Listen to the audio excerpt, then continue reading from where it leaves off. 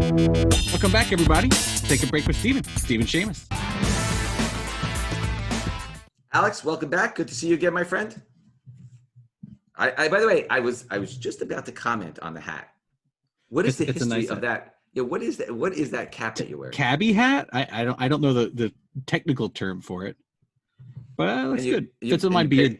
Did you get it for free? Or no, I paid for it. It's a Kanga, I believe. I hope you didn't pay too much for it, Alex. You didn't get that at Saks. I can tell you that. No, I would never shop there. No, that's not a place for Alex.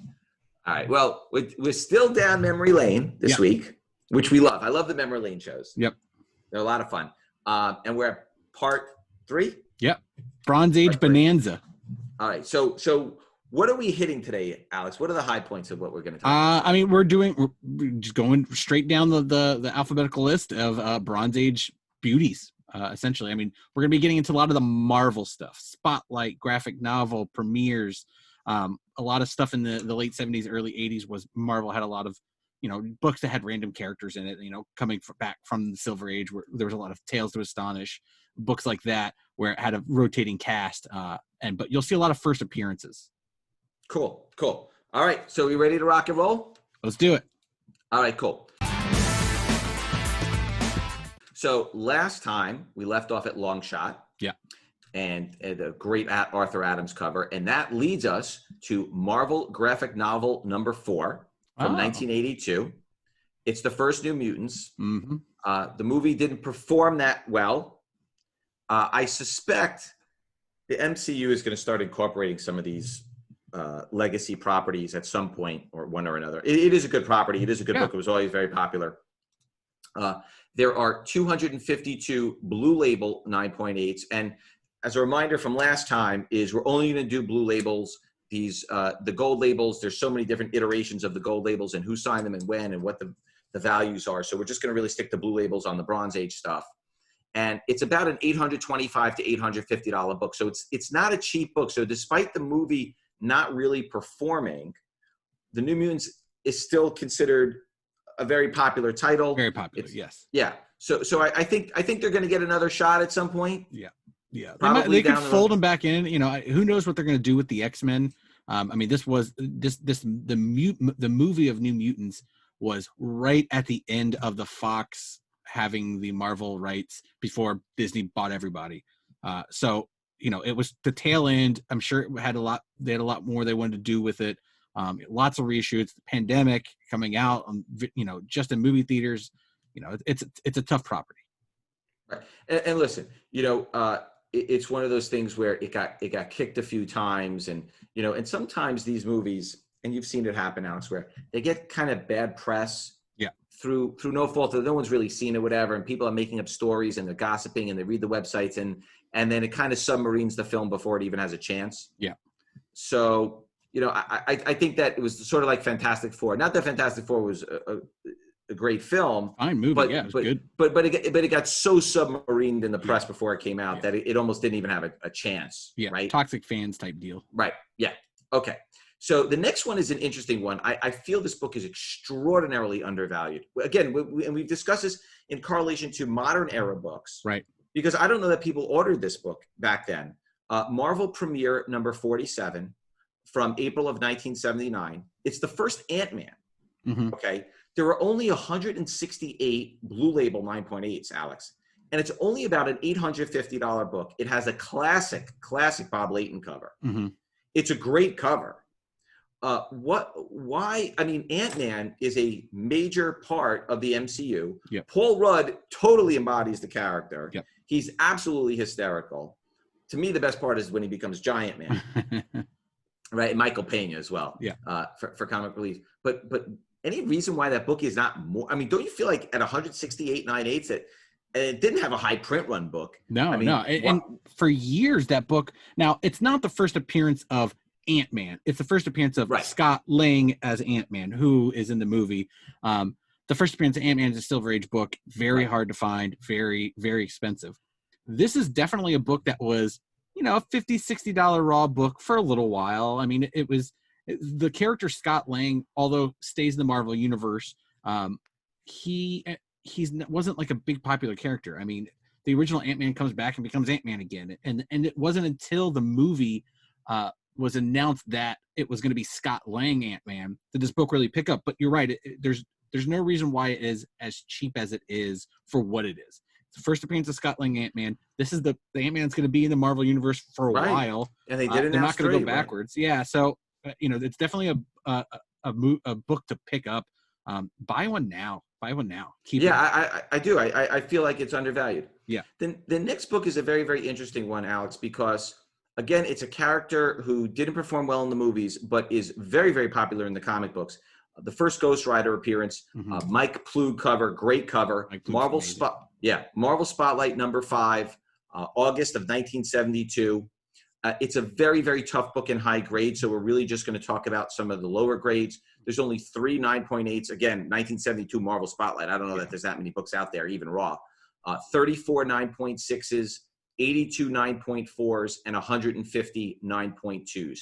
So in 9.2, it's about a $4,500 book. Wow. Now, Ghost Rider is interesting because, again, did not perform well in the film, but yet still a very, very valuable book. Yeah. What is it about the Ghost Rider character that, despite, again, the film failing, people still want that character? Yeah, I mean, Ghost Rider's been popular. I mean, he had the Johnny Blaze series ran from 78 to 83, and then it took off in the 90s series, and almost skyrocketed that character. And I feel like you could see towards the end of the 90s where the Ghost Rider fans were kind of dropping off, and they were moving on to other stuff. But the first appearance of Ghost Rider after that, when 90s, the big comic boom, that's when that book really started becoming sought after. Yeah, and I'll tell you, Mark Texeira and Javier Saltaris, they were doing their versions of Ghost Rider, and they were amazing. Those were really like the 2 artists that I think of when I think of Ghost Rider.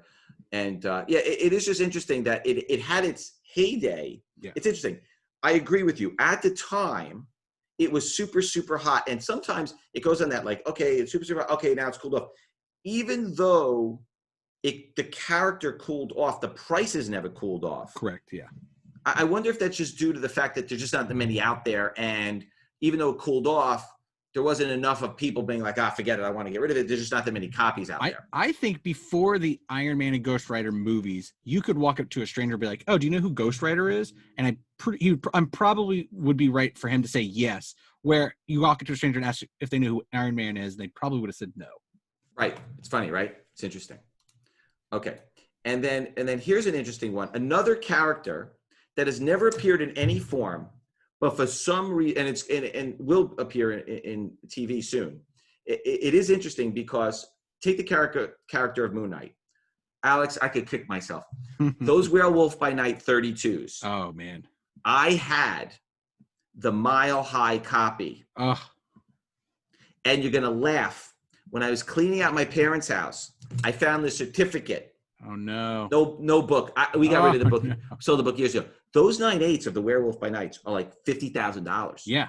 And I had the Mile High pedigree. Yeah. Oh, made me sick. Anyway, it's hard to believe how much those 32 sell for. I don't know what it is about the Moon Knight character, and we'll talk about it in a second. Again, Bill Sienkiewicz was really the artist behind Moon Knight. Yeah. But Marvel Spotlight #28, first solo Moon Knight story. It's from June of 1976. There are only 73 Blue Label 9.8s. It's about a $1,400 book, putting aside the Werewolf by Night, because I think that's sort of out of the stratosphere right now. Right. So this is a good option. What is it about the Moon Knight character? Again, has not appeared anywhere yet, but still very, very expensive. Yeah, I mean, super popular, fan favorite character. He had his 90s run, the Mark Spector Moon Knight stuff. He had a couple interesting Warren Ellis runs in the last few years. Just a really interesting character. You look at it as, there's a couple of different iterations, but the Moon Knight character as a kind of anti-Batman, dressed in all white, not all black, really doesn't have any superpowers. He has, different personas that he comes out with. There's later on where Moon Knight is a, kind of crazy. He has different personalities, and it's like a serious issue. And then there's the weird Moon Knight where he had like moon powers and some stuff dating back to Egyptian times. There's a lot of stuff that they've done with Moon Knight, but he's definitely a Marvel Comics fan favorite. If you're a 90s kid reading comics and Marvel Comics, you love Moon Knight.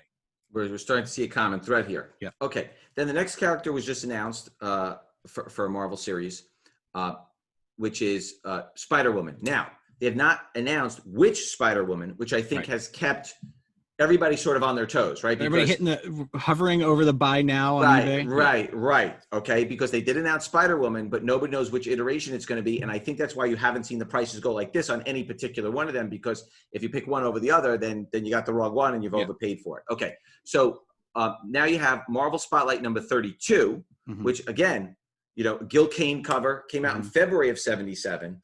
First appearance of the Jessica Drew Spider-Woman. So we don't know if that's going to be the Spider-Woman in the series. Right. Nobody knows yet. Marvel has not announced it yet. There are only 167 Blue Label 9.8s, and that's about a $1,700 book. So I think you kind of, look, it's an expensive book. I think you have to sit tight till you decide till Marvel just tells you which Spider-Woman you're gonna be seeing. I mean, but with what Sony is doing with all the Spider people, and then how good Edge of Spider-Verse and how well that performed, honestly, just buy them all. If you can, buy all the Spider people books, because at some point they're going to make something with it. Sounds like it, right? Like Spider-Verse is almost like they're going to stick everything in there. Spider-Man 3, you're hearing rumors that, first of all, Jamie Foxx is coming back. Yeah. Benedict is going to be in the film now. Opens the door for everything. Right. I mean, can you imagine bringing in Andrew Garfield and Toby? I mean, forget about it, right? For 10 minutes, just like an end credit scene, it would knock people's socks off. But again, they can do whatever. I mean, just the fact that they and you can see the internet go crazy when they casted Jamie Foxx to bring him back. I mean, that says a lot. Yeah, it's going to be a lot of fun. Look, the Batman movie, they're bringing back Michael Keaton. They're bringing back I mean, it is fun. It is definitely fun as a fan to see all that stuff. Okay. The next one is a character that is absolutely on fire. These books just keep going up. The populations are very, very high. These are not low pop books. It doesn't matter.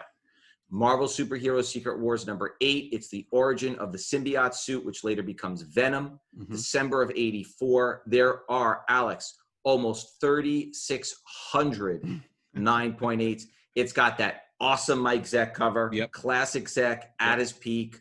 There are actually 22 9.9s, and there are 4 10.0 perfection books. The book sells for about $450 in 9.8. For a book with 3,600 population to be $450 in 9.8, $450 is pretty extraordinary. Now, that was a high print run book. When Secret Wars came out, it was a book that was a big event book. It was one of the first big events that Marvel or DC had ever done. It was like, oh my God, they have all the characters. Holy cow, they're all coming together. It was like the Avengers before the Avengers movie before the Avengers movie. They sold it to sell the toy. They were doing a toy line. Right. And they needed, this is the comic to sell the toy line. So it was everywhere. It was in grocery stores, toy stores. You could get 3-packs. There was reprint packs. It was everywhere. It's funny you speak about the toy line. I remember the short printed toys. Forget about it. You couldn't get Electro. You couldn't get Constrictor. You couldn't get those. You couldn't find those Secret Wars toys. It was like it was like, I don't know if they short packed them. I don't remember what they did at the time. They came in waves or whatever they did. But if you remember, and even on the DC side, right, they had a few of the superpower ones. They had a few short prints. Yeah. Pharaoh, Plastic Man. Yeah. There were some of them you just couldn't find anywhere. Yeah. So it just is interesting.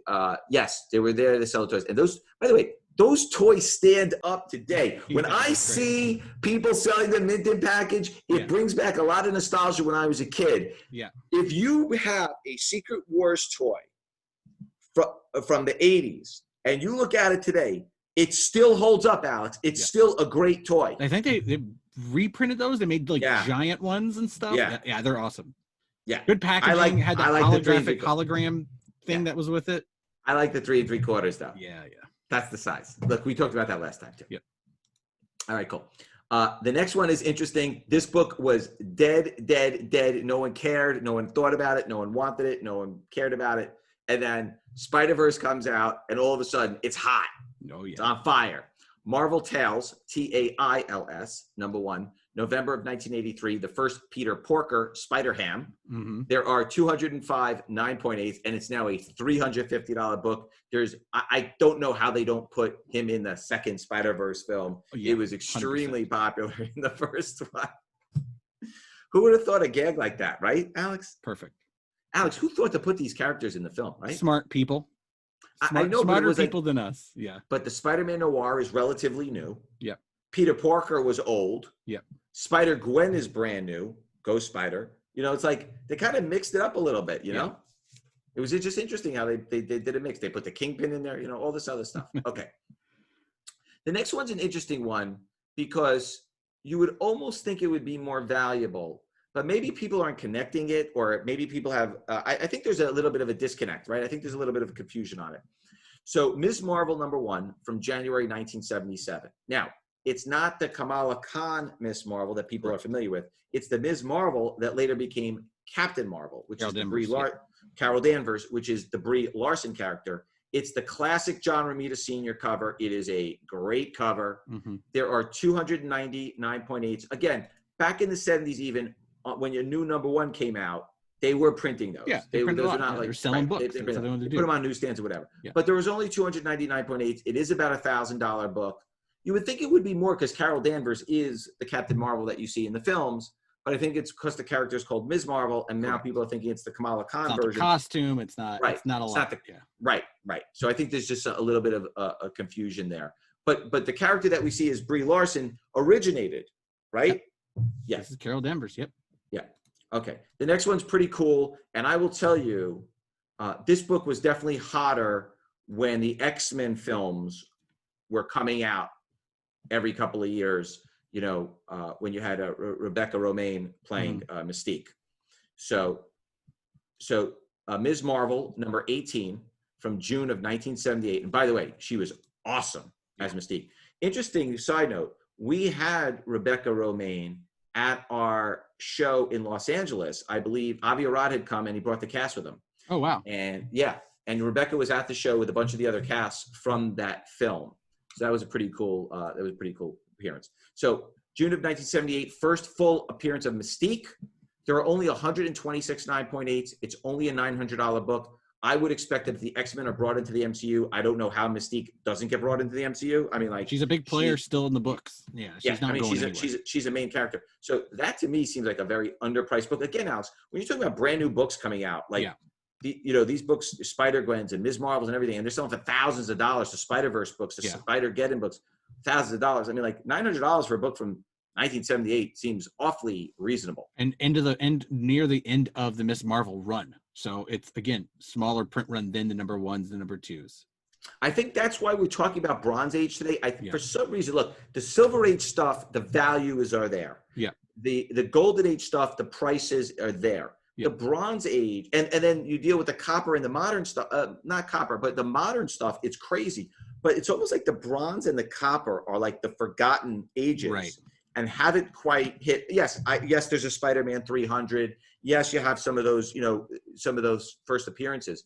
But for the most part, I mean, when we're running down this list and you're seeing the prices, it's really surprising, right? Yeah.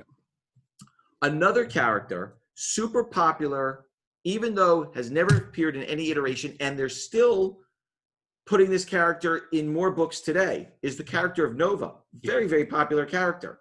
So first appearance of Nova, the Richard Rider version, Nova #1.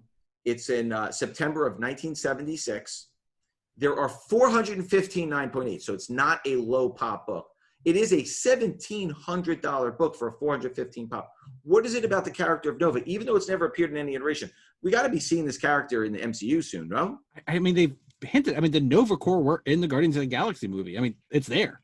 The costumes were there. The helmets are there. It's there. The Nova Corps wasn't until much later in the run, like way later, even 2000s, I think, for Nova Corps. It was just Richard Rider for forever. But why haven't we seen him? I mean, there's the second Nova, who's the younger kid. That person could be in it. I mean, and they could do that, have Richard Rider be an ex-Nova Corps member who has a son or a grandson or something who is now the new Nova. It's very weird that they have the Nova Corps without Richard Rider. Right. So I don't have an answer for you. Okay, so Alex, before we go to the next book, which is a DC book, which is an interesting book, which is a character that I love, but just has not materialized yet. We have come to my favorite and your favorite part of the show. What's so funny? Is it your favorite? Meh. It's just a good break for you to let me talk. Listen, I think you've been doing a lot of talking lately. I do like it. Yeah. Okay. All right. So I'm going to give you your huge intro. Yes, please. You ready? I'm born ready. You're on pins and needles. It's Alex's pick of the week. What do you got for us, Alex? Yeah. Continuing on with the promo comics kind of push. Lots of cool stuff out there. I mean, like I've said, there's millions and millions of promo comics. Today I'm going to talk about Astro Comics. Astro Comics were American Airlines from 68 to about 75 would give out comic books to kids flying on American Airlines. Yeah, I didn't remember that. Yeah, and they were Harvey comics, so it was Casper, Richie Rich, Hot Stuff the Little Devil, Baby Huey, that kind of those characters. And each maybe like every 6 months or so, they would print a new one, almost the same cover but with different inside. So you had a few with maybe like half with one cover, half of the run with the other cover within that year span. These are just awesome books. I mean, they're not hard to find. So if you're interested in them, you can go get them on eBay or Mile High or My Comic Shop or Midtown. They're not super expensive. I think near mints get you like raw, like $25, 9.8s are 100, 150, not expensive. What I like about them and why I kind of collect a few extra copies, not just one of each. The front has really beautiful cover with all the Harvey characters. And on the back, a lot of them are just stark white. You take those to a convention, and if you're a big Casper fan, you give a Sharpie to an artist, you give him some money, and he can do a little sketch for you. You can CGC it, and it's a sketch cover. There's a lot of... It is cool. Yeah, there's a lot of books like that. I think Zero Hour, number 0 is an all-white cover.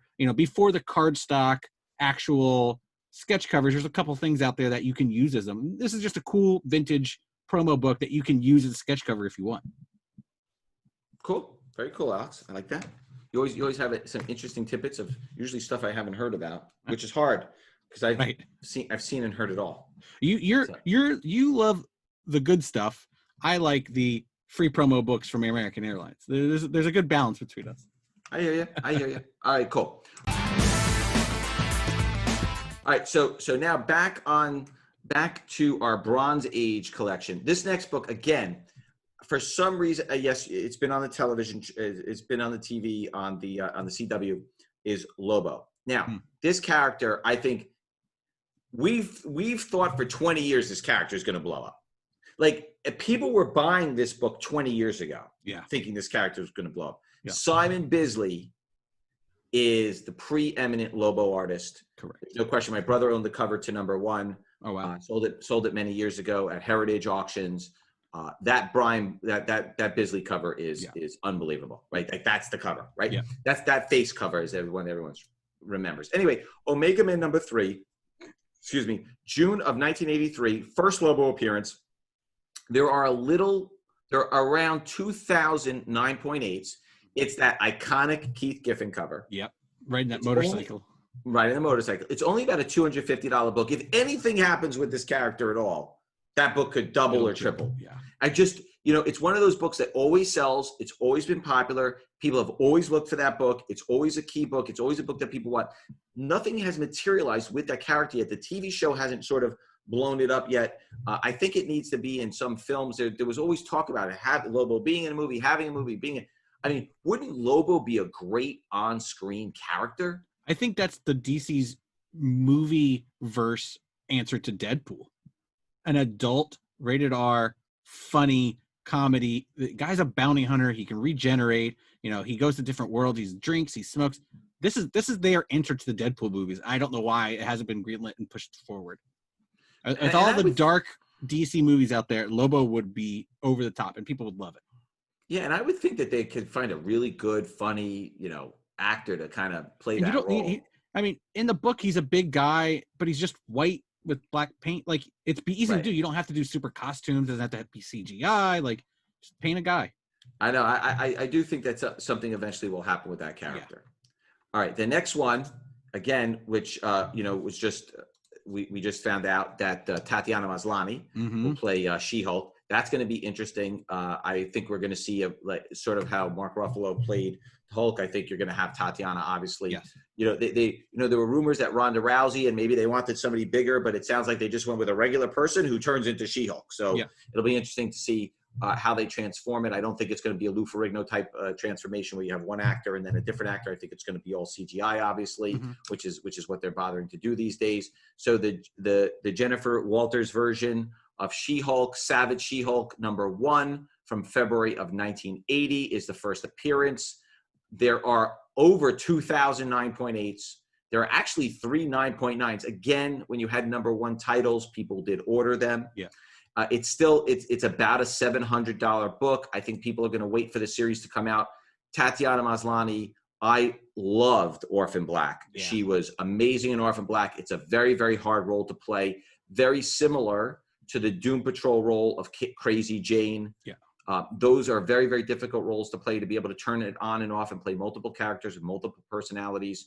So, it sounds like if they're going to CGI her and she's playing multiple personalities, where she's playing, Jennifer 1 second and then she's playing She-Hulk the next second, Savage, where to be able to play that multiple personality, they got the right person, right? I mean, there's not that many actors or actresses that could do that.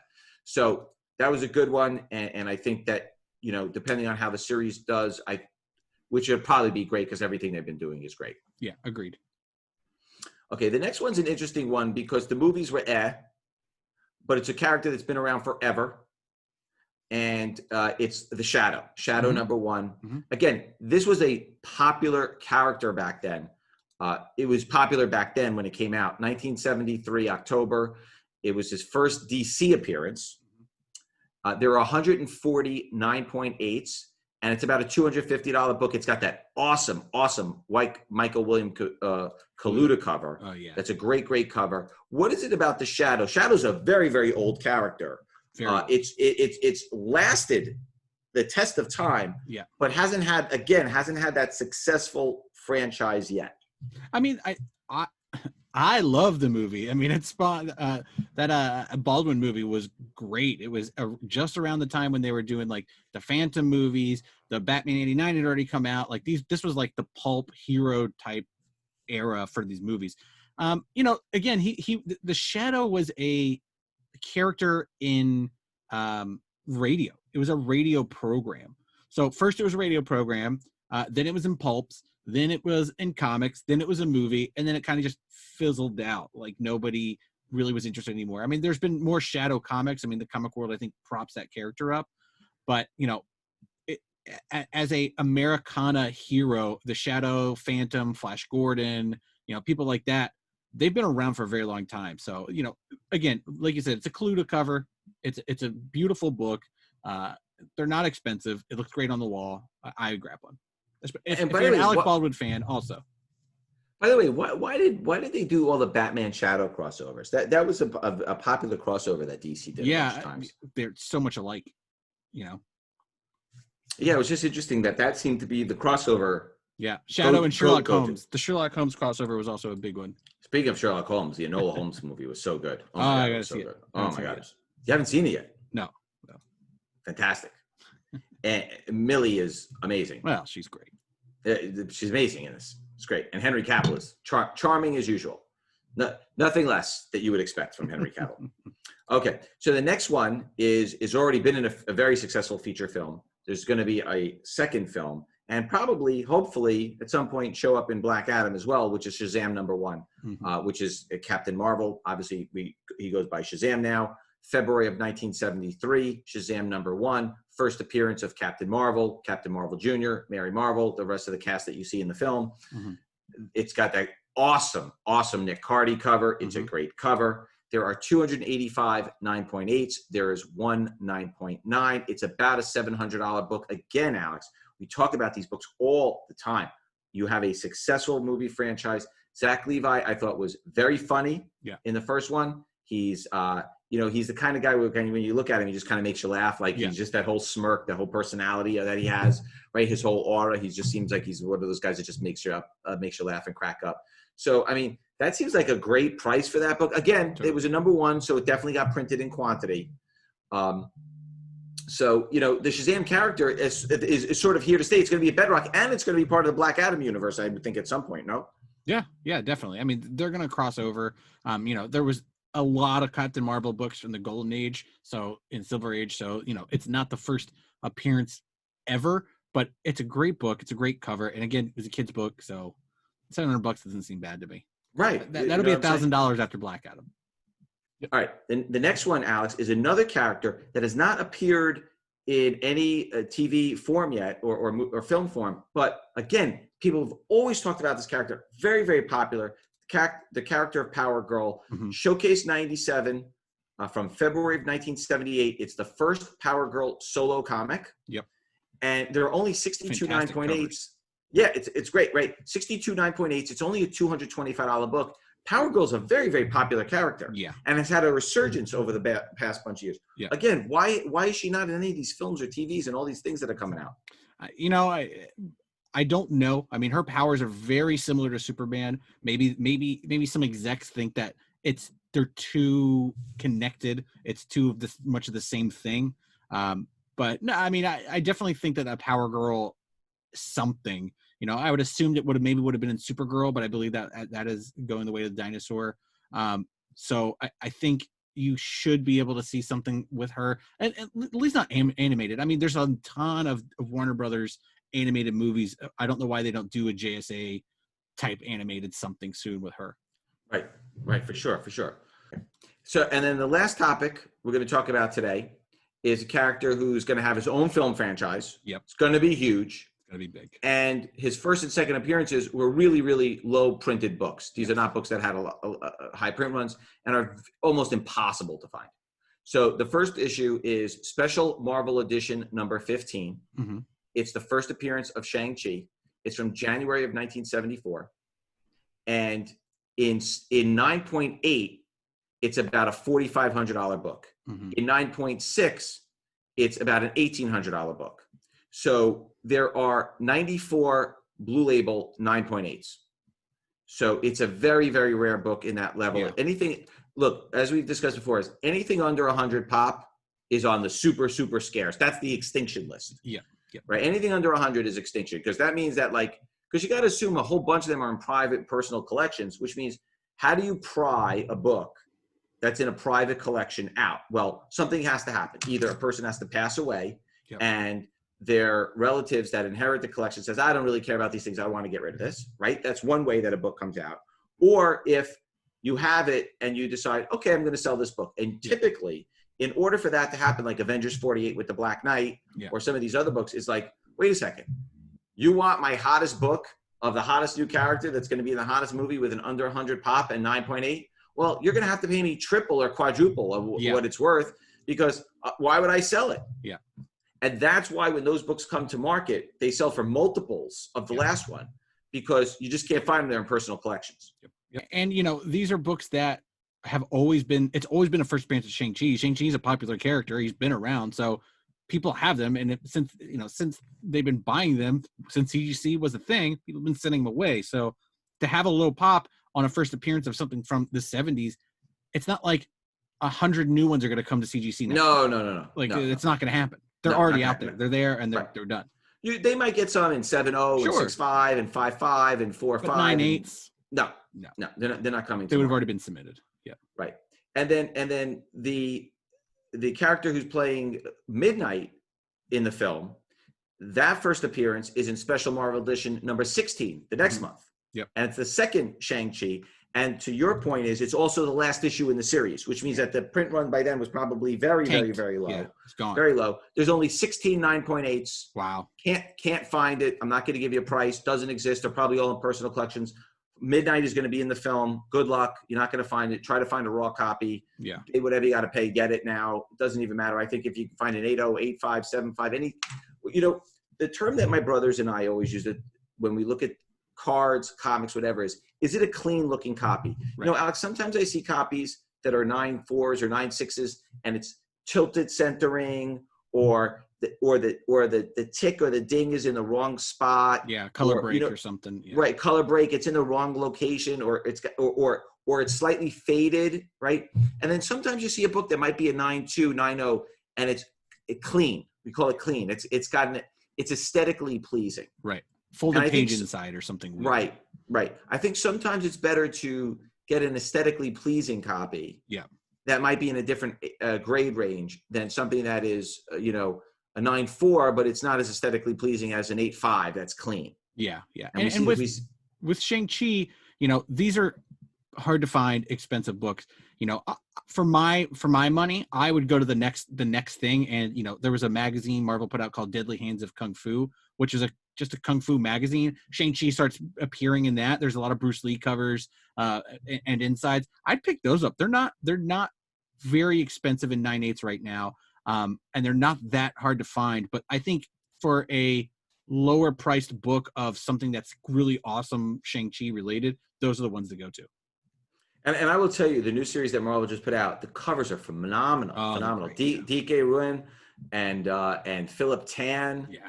And all these covers. I mean, they did a great job on those variant covers. The movies, obviously, any new Marvel movie character is going to do well. People are going to see this movie, so they will always want a really good comic to go along with it. And this is the one, the new Shang-Chi. Yes. All right, Alex. I think that does it for today. I think we're going to have a part 4. Yes. And we still got more good stuff to talk about. Maybe just a whole episode on X-Men 94. And then, oh my God! And then we'll be done. Yeah. You're gonna have to put your thinking cap on for that one. Right. All right. Well, thank you again, Alex, and it's been a lot of fun. We will see you next week. Same bat time. Same bat channel. Thanks, everybody. Thanks, guys.